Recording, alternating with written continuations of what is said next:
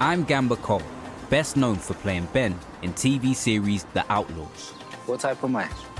The bad boy. It's set and filmed here in Bristol, where I was born, and where my granddad Dacre came to live from Jamaica in 1960. Auntie. My auntie Amira knows all the family history. What was it like for him when he got to Bristol? It's hard to find somewhere to live. It was hard to find work. You know, the thing with the sign, you know, no blacks, no Irish, no dogs, that's real. And when he did find work, he found it in Avonmouth, which was roughly a 6-mile walk from where he lived. And sometimes he'd be at the bus stop and the bus wouldn't stop for him, so he would walk there and walk back. Wow. He'd come into an hostile environment, you know, Jamaica being a Commonwealth country and England being the mother home. That was what they were taught in Jamaica. Once he got here, he realised that was a different thing. It's tough to hear how hard life was for my granddad back in the 60s. And it's not the only bit of history I was unaware of. Even though I've got a strong connection to the city, I didn't know that 60 years ago, a protest took place which contributed to advancing the rights of black people. It's known as the Bristol Bus Boycott. In April 1963, a West Indian community group led by youth worker Paul Stevenson looked to test the Bristol Omnibus Company's policy of refusing to employ black and Asian drivers and conductors. Hello, Mr. Bailey. Guy Bailey was 16 years old when he was sent in for a job interview. So when you got to the bus company, what happened? As I entered the reception, there was this young lady, so I said, I've got an interview. And she said to the manager, your appointment for 2 o'clock is here, but he's black.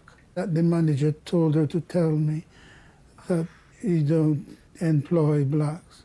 So you heard them say that? Yeah, they made it absolutely clear they don't employ blacks. Wow. So wasn't it illegal to discriminate based on somebody's race? There was no law said it was illegal. How did it make you feel? Sick to the curve of my heart. In response, a complete boycott of the company's buses was organised. Most of the black community did get together and decided not to take the bus.